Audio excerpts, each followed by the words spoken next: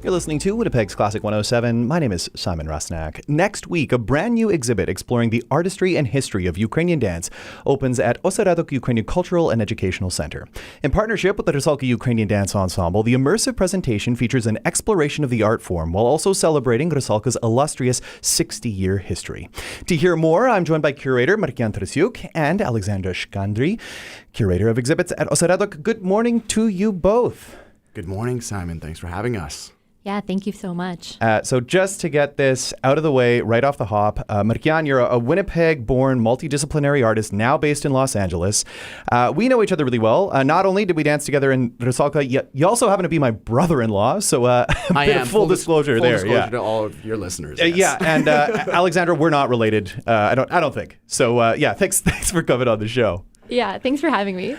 So now that that's out of the way, Markian, tell us about your vision for the exhibit titled The Journey Through Ukrainian Dance. Well, I think you did a great introduction for me of kind of explaining what the exhibit is. It's a multi-dimensional, fully immersive display of Ukrainian dance while also celebrating Rusalka's 60th anniversary coming up this fall with their concert. So we're kind of in tandem here with the exhibit and their upcoming concert. The story I wanted to tell with the exhibit was the one of a Ukrainian dancer from the time they do trebushechka, which is the 1-2-3 step in church halls or basements, to the time they join the Rusalka, dance, go all over the world, tour, do concerts in Winnipeg. I'm sure a lot of your listeners hopefully have seen the Rusalka Ukrainian Dance Ensemble, to the time that a dancer hangs up their boots. So I try to go through that entire story, and that's the one I wanted to tell with this exhibit. And hopefully, people come by and experience what it's like to be a Ukrainian dancer. Can you tell us about your own experience as a Ukrainian dancer with Rusalka and how it's had an impact on you as an artist? Yes, I think for anybody that comes through, including myself in the Rusalka Ukrainian Dance Ensemble, incredibly formative years. And so I, as you mentioned, was a Ukrainian dancer. I did 4 years on and off in the group, and also toured with the group in Ukraine in 2013. I believe you were on that trip. So that trip I always explain as it was completely life-changing. And I think with any dancer that's come through the ensemble all the way back to 1962, they talk about these trips and what it was like being a Ukrainian dancer, going around the world and meeting friends and, lifelong friends, and creating these or having these incredible experiences. It was life-changing is all I can say. And so again, too, I'm so happy to be doing this exhibit, designing it and showing, just kind of showcasing the last 60 years of the ensemble, because it's incredible. Yeah, illustrious is the word that's in the press release, and I think illustrious is the right word. And like you say, Rusalka has just been such a phenomenal ambassador for the form, for Ukrainian dance form, touring around the world.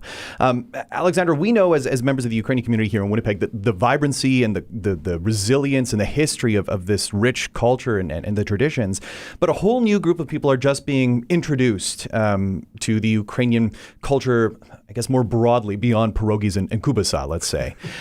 So can you tell us more about Oseredok and the Ukrainian Cultural Educational Center that it is, and the work that is done there and the variety of exhibits that are curated? Sure, yeah. Oseredok is an institution that some people may not know about, but we've been here almost 80 years.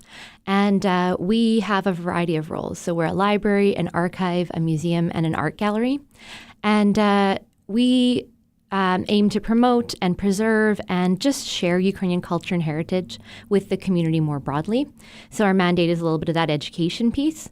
And one of the great things about seeing this exhibition that's come through, and one of the things that we're so excited about, is how well Markian has been able to translate this sort of ephemeral kind of dance form, this kind of artistic form, and bring it to a public these moments in time, right? And one of the things that's so exciting is you get to see like the visuals, right? You see the rich costumes, like Ukrainian dance costumes. They're so striking because you have to see them from far away. But you get to see them close up at Oseredok. Or you get to see like the dance itself. So clips, there's tons of AV, there's lots of projections, and there's lots of things that you can interact with too. So it's really, there's a ballet bar, or there's a piano, or there's lots of items that will really, I think, take visitors into that space. And finally, this is something that I think that your listeners might be really interested in, is the music. There's so many wonderful, wonderful pieces of Ukrainian music that your listeners might get a chance to experience if they come down to see us. You've done a great job of really setting the stage for the second story at Oseredok, because, I mean, it really is an immersive experience. Can you tell us more about the importance of partnering with Rusalka, with the dance ensemble in this project? Yeah, Rusalka is an incredibly important Ukrainian dance institution in Winnipeg. They are really one of the inheritors of sort of a formalized and a more professionalized Ukrainian dance.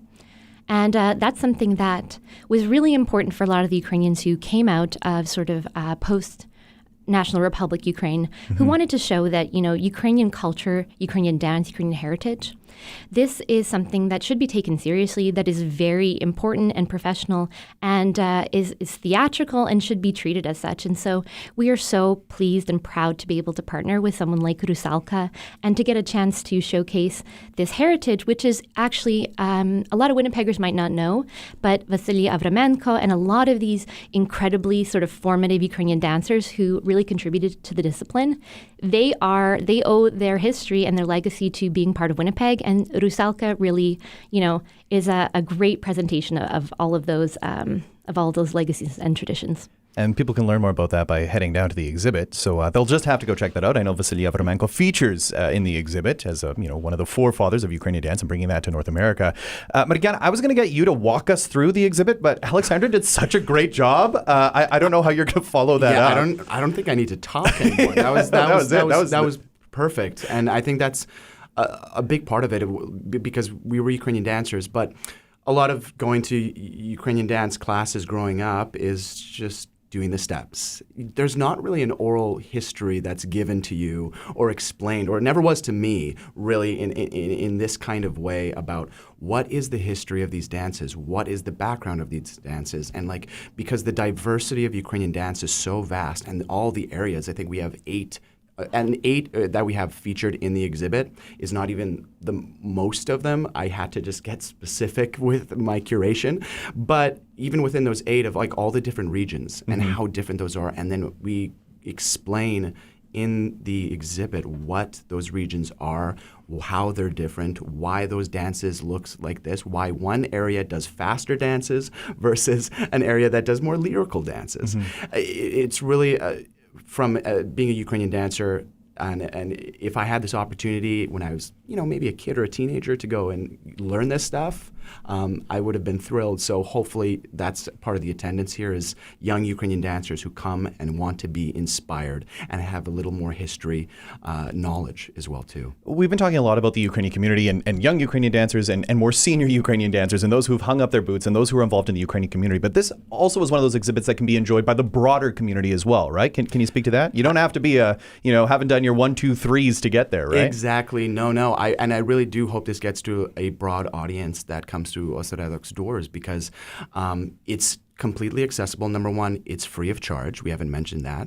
So it's completely free to come down to Oseredok, and that's part of their mandate for accessibility and no barriers. So come on down. And what I, again, try to do is approach the curation from also the lens of if I've never seen Ukrainian dance as a person coming to this exhibit, how would I want to experience it? So if you've never seen Ukrainian dance before, I still do encourage you to come on down because we'll take you through step by step. There's a fun little saying. But through the art form itself. So it's really, if you're an experienced alumnus of Rusalka who's danced for, say, 15, 20 years, you're going to enjoy it and in your specific way. If you're someone who's never seen Ukrainian dance, you're going to enjoy it in your specific way. So I really tried to make this, curate this experience for all audiences. So the exhibit opens Monday, June 5th, and as you mentioned, free of charge. It is simply come and go, explore the history of Ukrainian dance, the journey of Ukrainian dance. But again, one last question to you. What do you hope people take away from this exhibit? I hope people take away that when I was touching on the experience of a Ukrainian dancer, of course, like I mentioned before, very formative for me in my years with Rusalka, and the years that I've been involved with creative projects with the group have just been some of the highlights of my life. And so I hope out of the story that I've told within the exhibit that you walk away with an emotional reaction where, again, if you've never been a Ukrainian dancer or have never experienced it, you hopefully understand the importance of this art form to the Ukrainian people and to the over, I think, 600 dancers who've come through UNF Hall doors on Main Street. That's where Rusalka rehearses. And take away just kind of that feeling that you get and that we talk about at the end of the exhibit of that it's incredibly emotional to decide and retire and hang up your boots, so to say, at the end of a career of Ukrainian dance. So I really want to give everyone that experience of what it's like to be a Rusalka Ukrainian dancer. Alexandra, if people are looking for more information, where can they go? Yeah, come and join us online, www.oseredok, OSEREDOK.ca, and follow us on social media. And then you can see a little peek of Markian's new exhibition. Ooh, lots to check out there. 184 Alexandra Avenue, which is just before Disraeli, right at the corner of sort of Main and Disraeli there. I'm sure many people have passed the building. Why not stop, pop in and check out the exhibit? We're going to end this conversation with a little bit of music. This is the Winnipeg Symphony Orchestra performing a selection from The Legend of Rusalka, which was this grand commissioned work done, I think, premiered in 2006, right, Markian? Yes. Yeah. So before either of us were dancing, but one little anecdote about this piece of music. This is one of those that I performed many times, as you did, with Rusalka, and we did it with the WSO. And the very first time we did it under the direction of Maestro Julian Pellicano, who's been on the show many times, he came running up to me right before we were about to go on, and he said, "Does this seriously begin with a tambourine solo?" The answer is yes, it does. And we're going to hear that now to close out this conversation. Thank you both for being here. Thanks, Simon. Thank you.